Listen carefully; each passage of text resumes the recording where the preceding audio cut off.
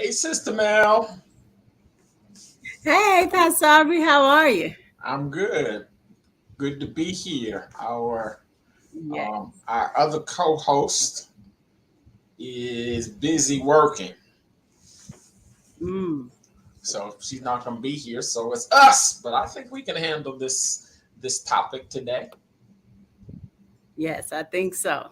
Yeah, things are going well. We're getting ready for the holiday, the 4th of July. And so I'm sure that people have plans. And so it's holiday weekend. This will be a good opportunity to understand some things, to get some perspectives on what it means to have, what is it, a million little funerals? Yes, A yes. million little funerals. Um, I was thinking about this, and one of the things that came to me, and as we move into this topic, is the necessity of coming to the realization that we have to understand endings Yes. and accept endings as the not as a bad thing, but an opportunity for growth and for to move forward. The reality of things that die. I think Right. when we talked about it before, we talked about Ecclesiastes says that everything is in a cycle and that things end. Um, but there is some barriers to Mm-hmm. ending things. We try to prevent stuff from ending. I think of individuals who try to keep life going forever, Right. um, and because they don't want it to end. Right. And so I think of families that have fallen apart because life ended, Mm-hmm. and they fought over what was going to take place, and the reality was that life had gone, Right. and that was part of the cycle. Um, so I think that is, and we struggle with that because that's part of the grieving process, right? Is that um, ending things says that something no longer exists, something has stopped. And having that understanding says, so what prevents me? What are some things I believe? One of the books I read talked about five things that prevent necessary endings. Five things that present, and he really says it's more of a mental perspective on those things that cause us to not want things to end. He identifies this as that we become stuck. I won't say we become stuck. What does it mean to be stuck? It says, I can't move forward. There are many individuals who are stuck, they can't move forward. And so they can't get to the funeral because they're still trying to keep this that is on life support alive. Mm-hmm. So when we examine our own maps and examine ourselves, we have to realize, okay, so why don't I want this? Why won't I let this end? Why won't Right. I end this relationship? Why won't I move on? Why can't I let this go? This relationship go? What is it that won't allow me to allow it to die? And one of the things that was interesting, he says, when we come to a position of realizing things end, and we are spurred to growth, there is energy that we are given to be able to grow, Yep. energy to be able to grow, energy that allows us to move on, so that um, when we think about a plant, that when they prune it and they cut it, Mm-hmm. it then produces more than it did before. But something had to be cut, something had to come to an end. And sometimes that's difficult. But Right. when we realize that we have the ability, if I end this, and another way to say it, the good can't come until the bad ends. Right. Right. And I think for me, the Million Little Funerals, that was a very interesting topics for me. And I had to sit in this like and really think of, okay, what are those funerals that I had to have? You know, what are those relationships that I had? The relationship itself didn't end, but who I was in the relationship End it. had to end. So those are some of those little funerals. It's like, okay, you're being overly helpful. You need to stop. You know, you are doing too much. You need to pull back. Some relationships did at the end, but it helped me to look at those relationships that had to end, and when they had to end, what was my part in it. And so I was able to look at some of my issues so that I can grow. It's like sometimes it's like, well, they can't do it without me. Well, when I stopped, they were able to do it without me. So that was more so about pride and selfishness, and really not about the other person, because once I was able to say, nope, I'm not going to be able to do it, that individual grew. So I need to be able to look at their growth as well as mine to see, I'm not all of that in some cases.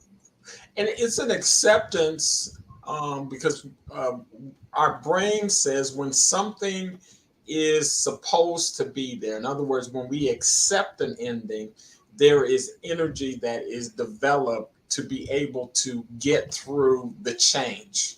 Yes. Because change can be difficult. Change can be, but there's some things that said things are changing, and when you are able to accept it, when you are able to acknowledge that it is supposed to be this way, Mm-hmm. it's supposed to end. This is the natural course of things. Then you're not alarmed. You don't get defensive. You don't try to stop it. You don't try to block it, but you go understanding that this is the next thing that is supposed to take place.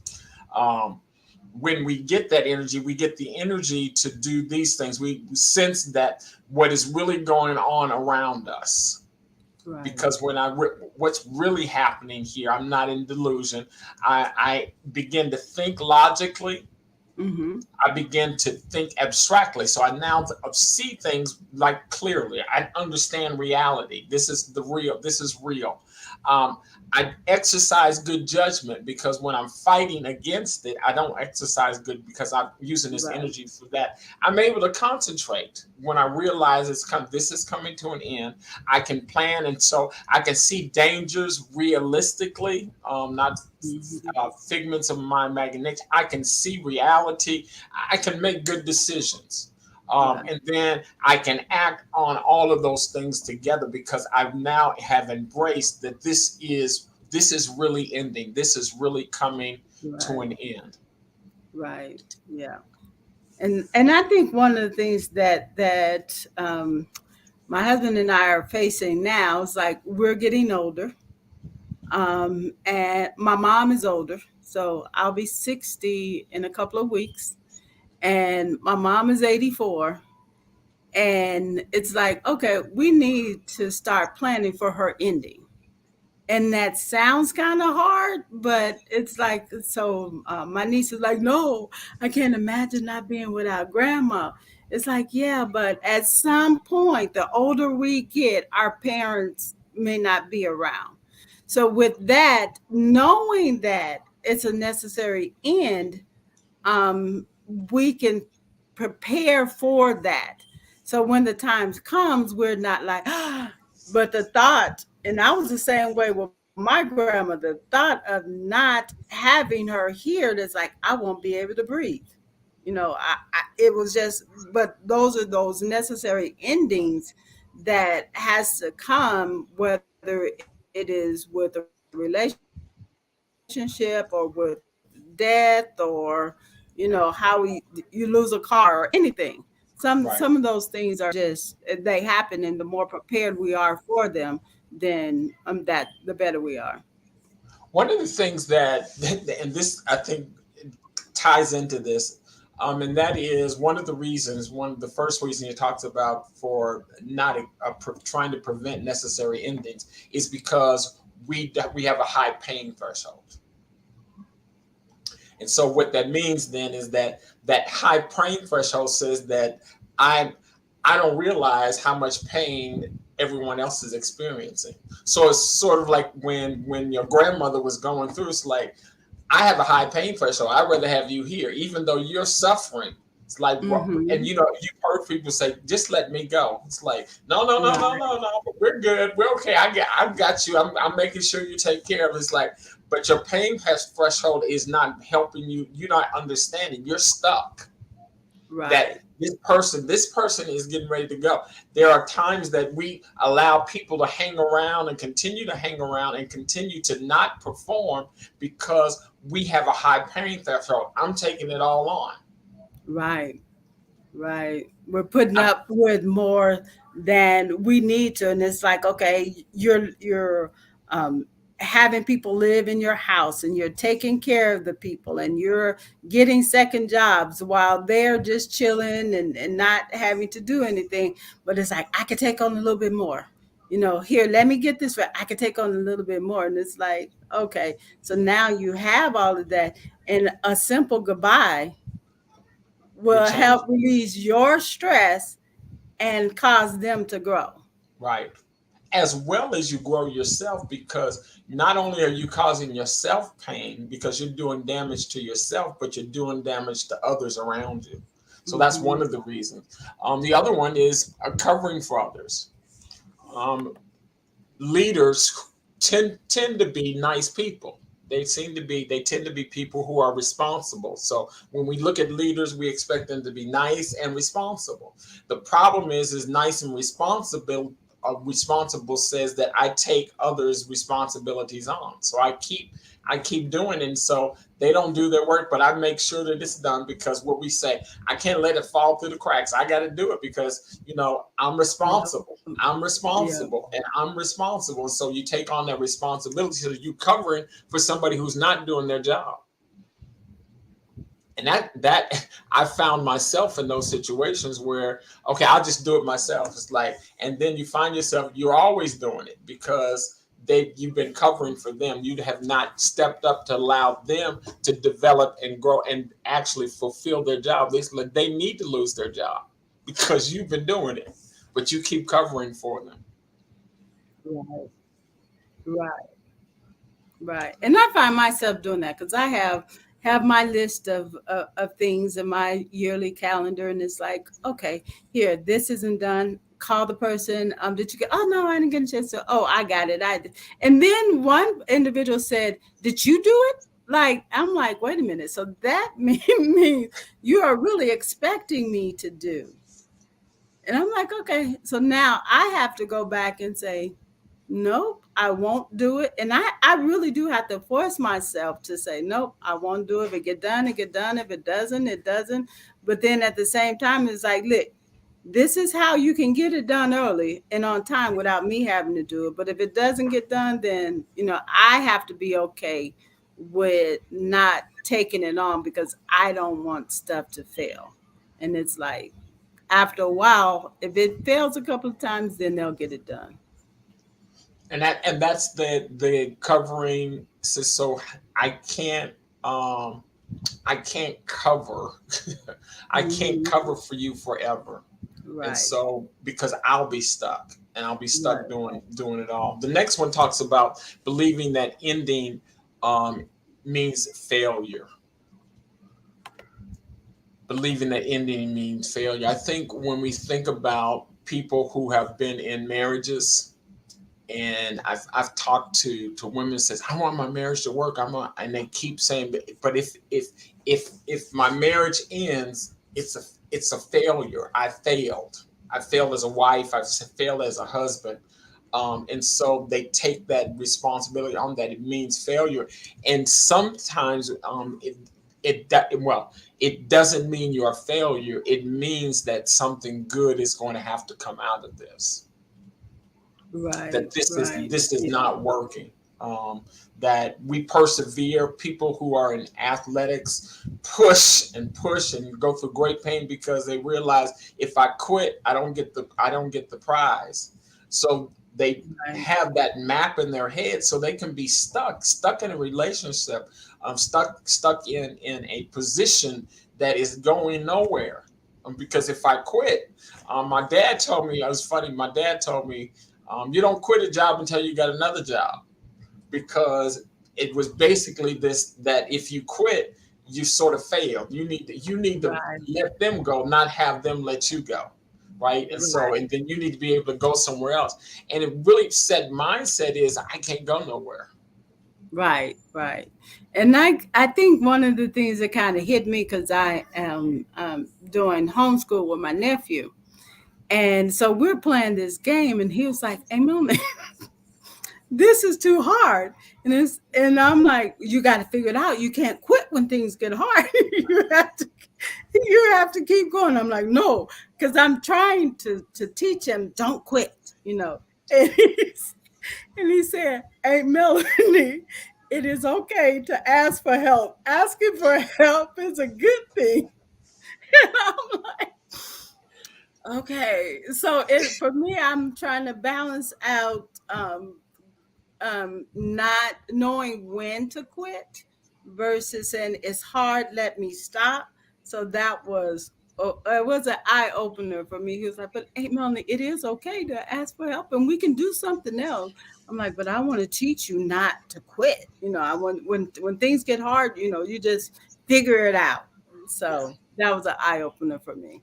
I think about that in weightlifting, and you have a spotter, right? And so you lift the weight and you lift it until you're almost at the breaking point. But you realize that if I don't get help, Hmm. it's not failure. Right. It's not failure. It's like I went to exhaustion and I need help. And so you have not failed. You have succeeded even though you got help. Right. Right. It does Yeah. not mean failure.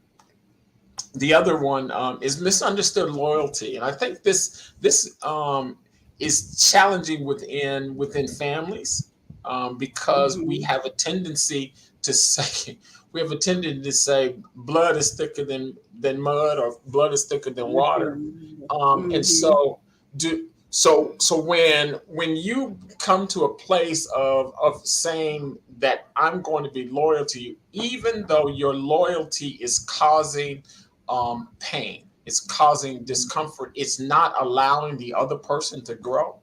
It's difficult. It was difficult when Aaron moved out, because it was like you moved out on your own. Mm-hmm. I'm not gonna let my child be out on the street. Is that misplaced or misunderstood Mm-hmm. loyalty? Yeah. Yeah. Um, and knowing that when a person has a challenge, they have a challenge with that this is that there's a difference between helping someone who is disabled or incapable or otherwise infirm versus helping someone who is resisting growing. Right. Right. I like that. Yeah, because sometimes it's like, I ain't gonna be able to do it. So, but yes. And I heard a saying when individuals say, "Oh, that's my ride or die," and we think that's a positive thing, but it's more of, "I am going to ride with you wherever you go, even if it means death." And it's like, no, I'm not a ride or die. I'm a ride, but when things go south or if it's not benefiting me or you, then it's time for me to get off the ride. But it's like, this is my ride or die. And it's like, no, that is really not a positive statement. And it's also the it's like my loyalty is because people find themselves so caught in between people, so you're trying to be the mediator, Yes.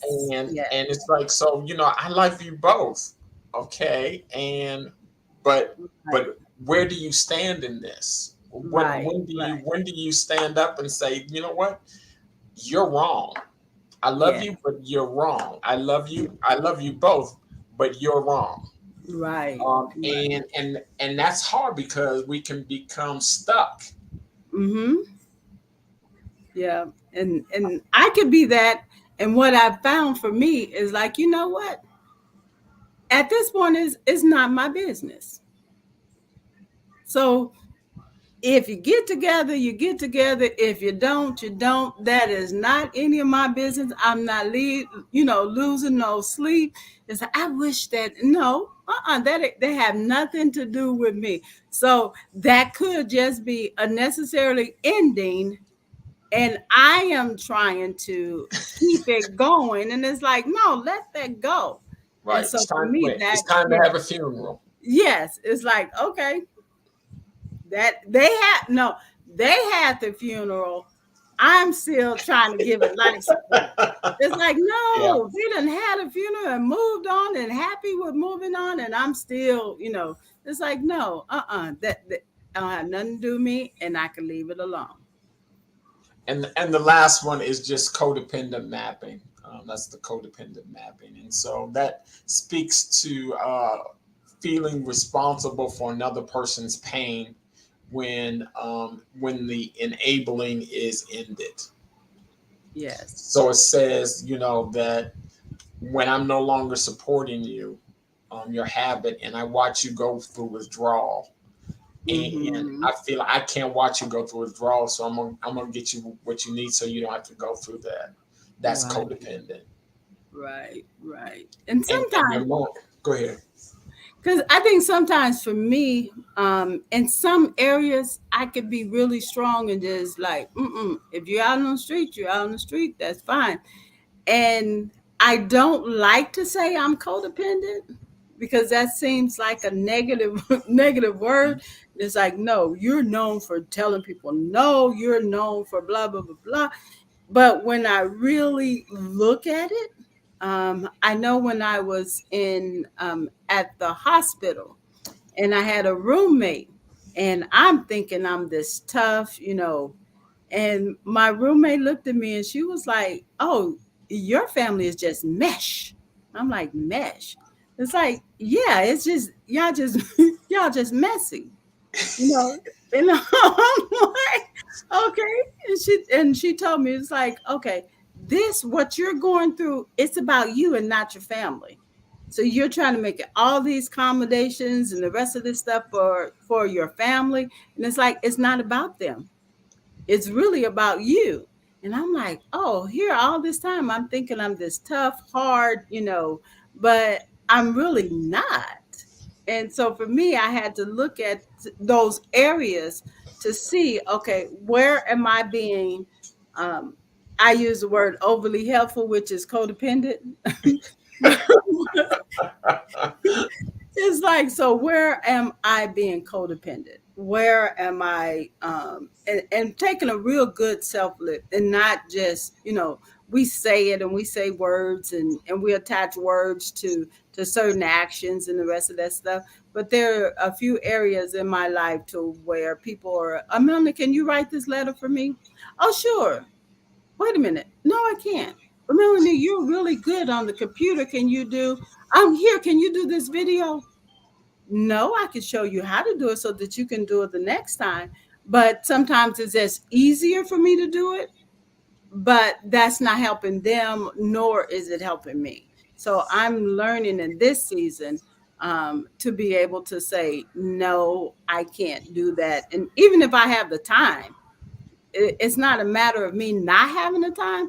It's a matter of me saying, no, my plate is exactly where I want it and what I want on my plate. Adding something would just mess up how I am. It'll mess up my peace and my, structure.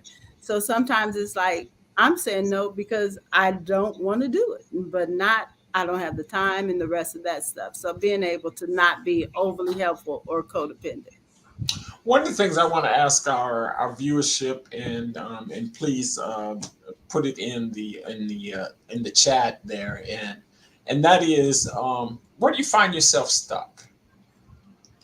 where do you find yourself stuck, that you aren't able to move on, that you realize that this is lingering for a while, and that it's become unhealthy, and that you are finding it difficult to let go, to get to this Mhm. place of the thousand funerals, but this is one funeral, that you identify. I don't want to do. I don't want this to end. Where is that? Where are you struggling in that regards? What is it that you are not willing or unable to let go of? Um, Mhm. there's some things I've shared with a couple of people, that they were having their their their child was having issues with their father, right? They weren't together, and so the question is, I don't want my child hurt. I don't want my child to be hurt. I said, here's what you own. You own the relationship between you and your daughter. Your daughter and her father own their relationship. Stay out of that. Right. Right. Let that go. Mhm. And that can be hard because you see your child in pain, but this is the father, and you realize that it's not necessarily that they're being abusive, physically abusive or anything, but their relationship is challenged because of the behavior of the father. And that is on between the two of them. You don't have to say anything about how bad he is. You don't have to say anything about him being up. All you have to do is step out, especially when it's an older child.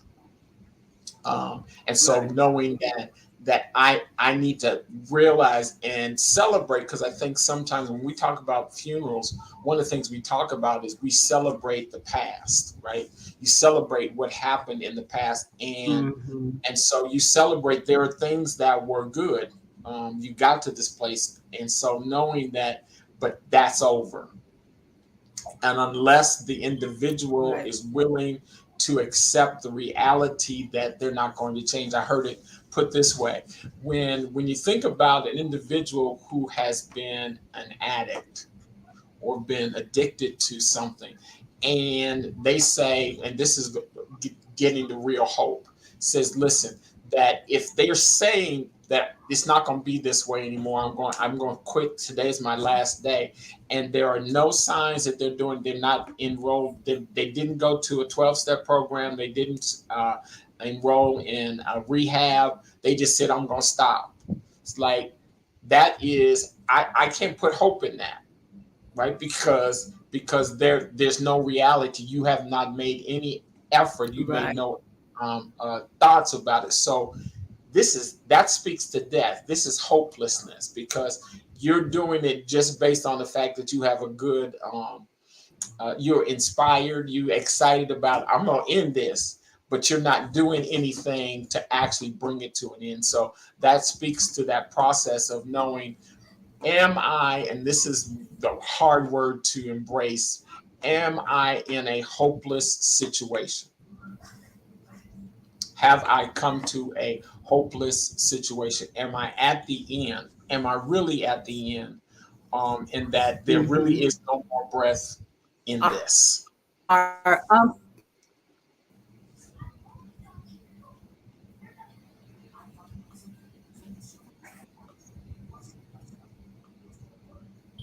Yeah, my internet is going in and out. So if there's a lag or Okay, it looked like your eyes was closed and you were going to sleep. I know my But I think internet was that, going in and out. But for me,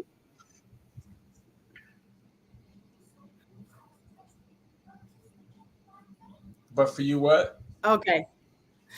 For me, there's sometimes I had to put together my have a funeral for my anger, and I had to look at, it's like, really, why am I angry at this person, or put to death my frustration, those feelings that I hold on to, so I can validate the reason why I'm feeling the way I am about the person. So for me, those are some of my emotions that I really had to have. It's like, okay, you've cried over this enough. You frustrated over this enough. You vented over this enough. At some point, I had to stop and just have a funeral for it and move on. Yeah.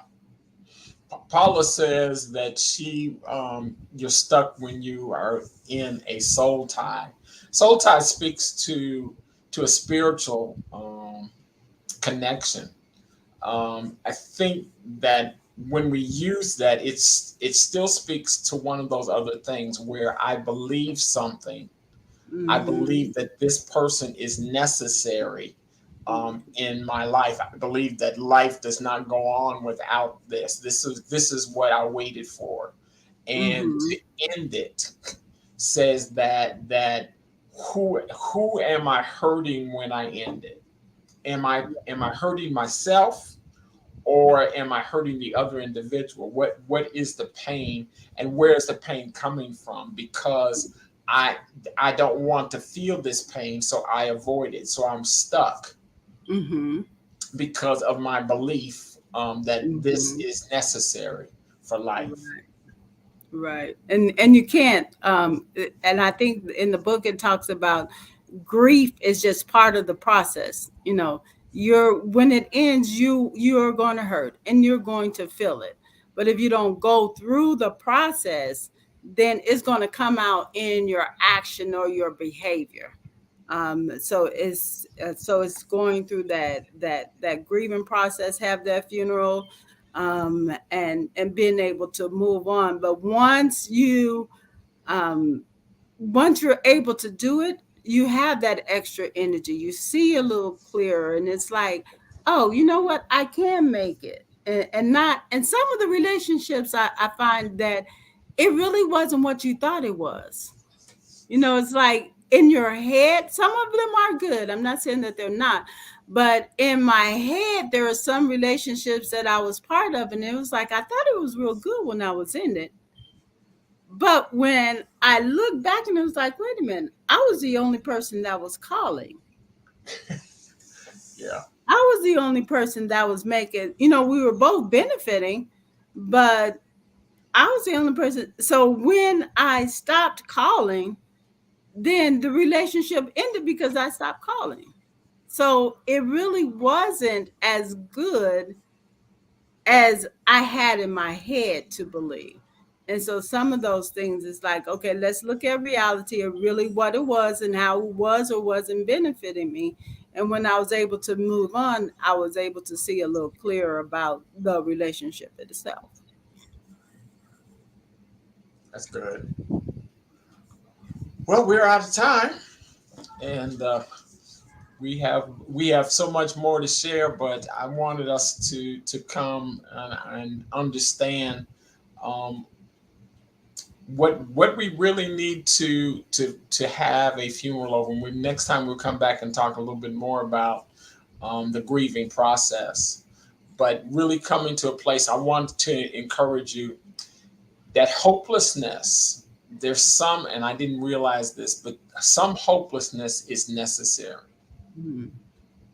Hopelessness is, and when you can embrace it in the reality, because some hopelessness is real. When you realize that this is really over, you're Hmm. now ready for growth.